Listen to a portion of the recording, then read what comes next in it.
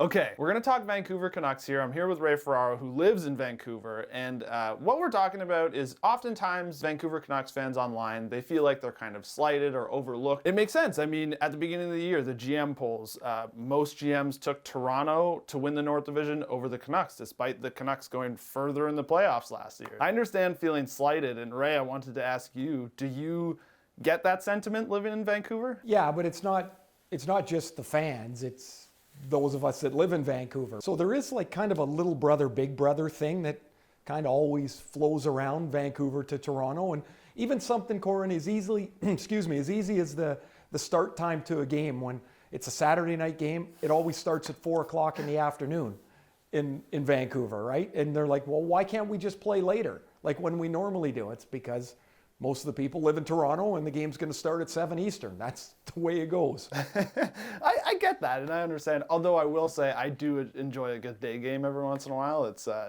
kind of the opposite there. Of course. I enjoy that. But just think though, you go to the game from 4, if you're out in Vancouver, from 4 to 6:30, and then you've still got your Saturday night. You can still go do something else as opposed to game's over and you go home and go to bed. Yeah, I love that. And I love Vancouver. And so we're going to give Vancouver some attention now. They're a really interesting team this season. And like even right now, if you rank them, depending on if you go by points or point percentage, they're like either 5th or 6th in the division.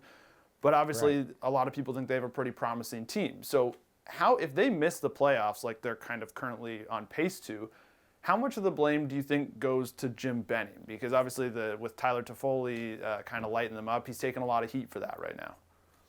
Yeah, he is. And look, when I picked my teams at the start of the year, we had to send in our predictions. I had Toronto, Montreal, and Calgary in one group. I had Vancouver, Winnipeg, and Edmonton in the second group, and then I had Ottawa as this developing team. I think everybody picked them to be 7th, right? And so Vancouver's kind of where I thought they were going to be, but I think the expectations were really unrealistic coming out of what happened last year in the bubble, and people thinking that's the way it was going to go this year. Well, they lost Chris Tanev, they lost Troy Stecher, they lost Tyler Toffoli, and they lost the great eraser for them, which was Jacob Markstrom. Now, I don't know how people could think that Vancouver was going to be the same team given what they lost and then the additions that they made, which was basically Nate Schmidt and Braden Holtby. So to me, they're kind of where I thought they would be. The heat that's on Jim Benning's feet is getting a little hotter, and quite frankly, the issues they had salary cap wise, in the ability to bring in new players or to retain Toffoli in particular, that sits with the free agent moves they've made over the last couple of years, right? And so they had spent on Jay Beagle and Antoine Roussel, and they've got a pretty big cap hit on Brandon Sutter, and you just don't. And Tyler Myers as well was a $5 million deal. You're spending a lot, and you're not getting a lot back for it. And that hurts you going forward. I mean, that's kind of the boat they're in right now.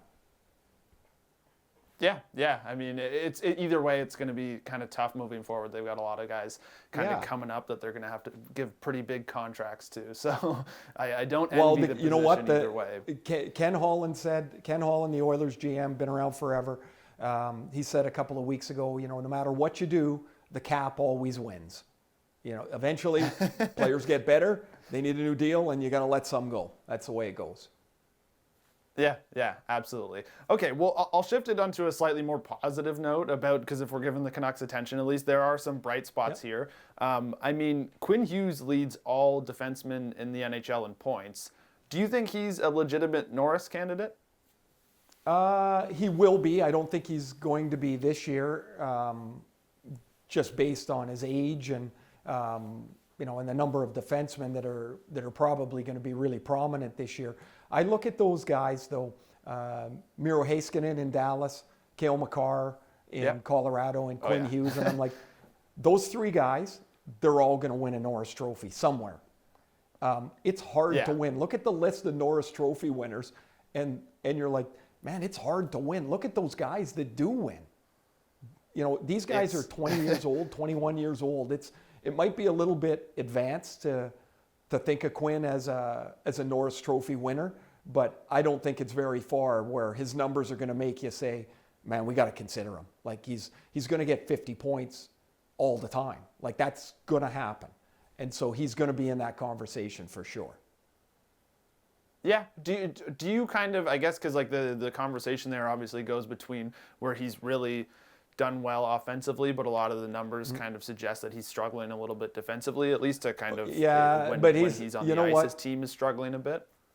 Yeah, I this is what I think. I watch them all the time. I think he tries to do too much. He's a super competitive kid, and he looks around and says, "Man, I have to be great for us to win." And there are times where, I think he's thinking about producing offense instead of cleaning up where they are first. But lots of players go through that. They have to learn that. Even a guy like John Klingberg in Dallas, who Heiskanen plays with, Klingberg's really kind of changed his game a little bit from a high wire act into a more less risky defenseman. Yet he still puts up big points every year. And I think that's sort of the path that these young guys are going to have to be on, is that you got to balance the risk that you're going to take for the fact that you're still the last guy before the goalie. And they'll figure that out because they're really amazing players. Yeah, and once you get burned a couple times at that level, it's it'll definitely get drilled into you. So well, yeah, there's no extra spot though. Like there's no breath. Where do you look at this division? Like for the most part, where do you get an easy night? The answer is never. Yeah, even again, the closest thing would be Ottawa, but obviously they still have a bunch of young guys that are promising and can still get you any night. So it might not be this week, but it might not be this week for Ottawa. I'll say that. Yeah, that's fair. And then, now I want to talk about a different trophy. There is another kind of young, promising player in Vancouver. And for the second year in a row, they have someone that I guess could be considered a Calder candidate, as Nils Hoglander is third in rookie points, more than kind of early favorites like Alexis Lafreniere and Tim Stützle. Do you think he's a legitimate candidate to win the Calder? I would have never said so before the year, but watching him play, I think he will be in that mix. He's a dynamic, energetic forward. He makes really good plays. He plays in a prominent role. Last game he played with Elias Pettersson, but for the most part he's been with Bo Horvat. He's in Vancouver's top six. He's already worked his way into their second power play. I love watching the kid play. Like he just bursts with energy, but he's got skill to go with it. But maybe I'm a little bit too far on the Tim Stützle bandwagon right now, but I'm telling you, that kid is still going to score this year. He scored the other night in Edmonton. I think he's a fantastic player. But I think Hoglander, to your question, he's going to be in that mix for sure. And for Vancouver, they had, Besser and Pettersson and Hughes. This is 4 years in a row that they've had a really good-looking rookie. Yeah. I mean, again, it says really bright things about their future. I think he is kind of, people are starting to give him the attention he deserves now. Is there anybody on the Canucks that you think isn't getting the attention they deserve? Like, is there anyone that you think is kind of the most underrated player on the Canucks?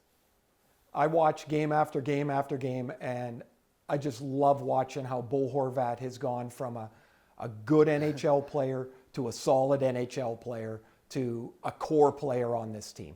Like, he does so much for them. I think he's got 4 power play goals. He plays in the bumper spot on their power play. He takes almost every face-off for them, over 2,000 last year. Him and Ryan O'Reilly from St. Louis take as many draws as anybody. I just think, people realize he's a good player, but I don't think they realize how good he is. I'm a huge Bo Horvat fan. Yeah. I mean, and again, like you said, playoffs last year, he kind of definitely. It's funny. He still. I agree with you. He still does kind of get underrated, even though he really announced himself on the scene in the playoffs last year. Which I mean, is kind of what this whole discussion is about. That Vancouver fans and right. I'm sure players to an extent feel the same way. Actually, is that something like, as a player, do you think these guys notice? Like, do you think they feel underrated at times?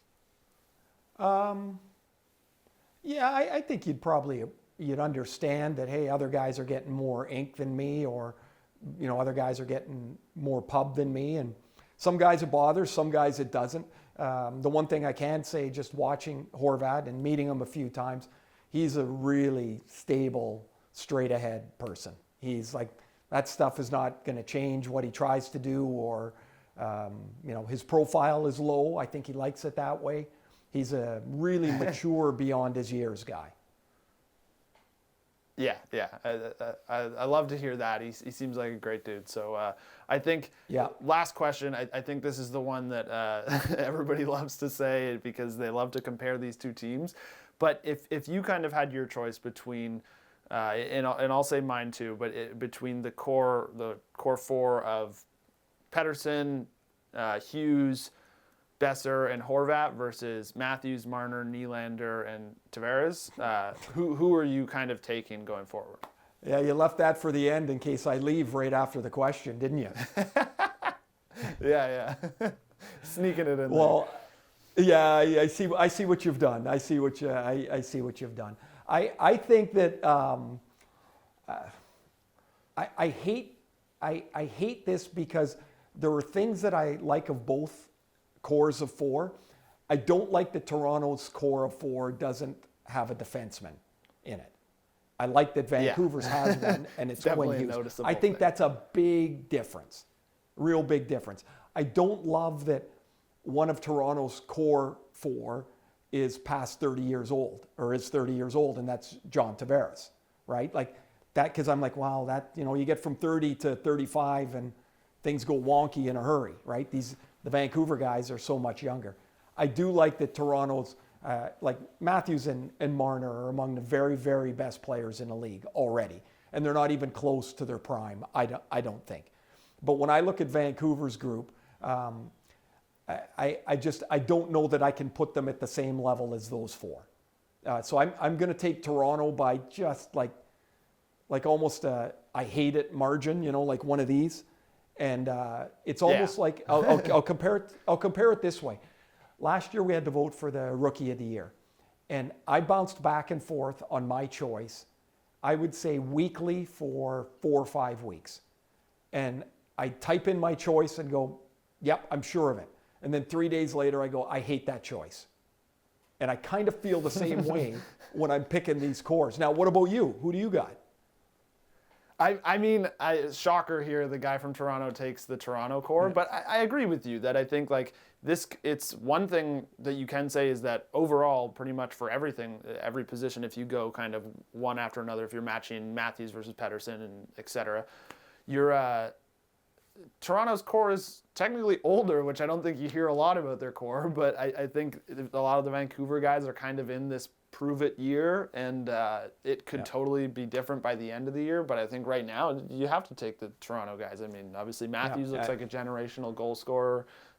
Marner is just racking up points in the league, and and I think that reflects in how their teams are in the standings right now. Not that I think that this is how it's going to end, but just currently I think that is the answer.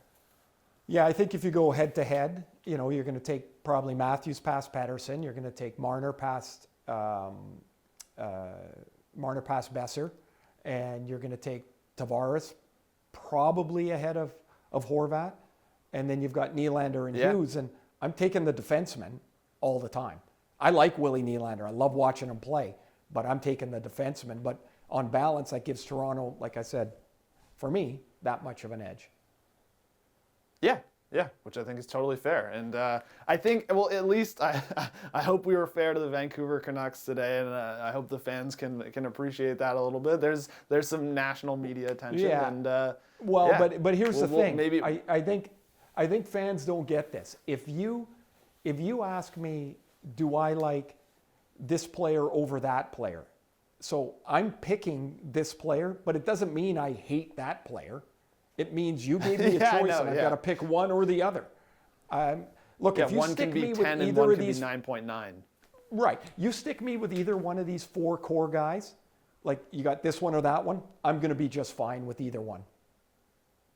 Yeah, both teams are in great positions, and I think, I don't know, maybe they have a 3-game series against each other. It could be totally different in 3 games. So we'll check in next week. We'll check in next week, man. Yeah, thanks, Ray. You bet.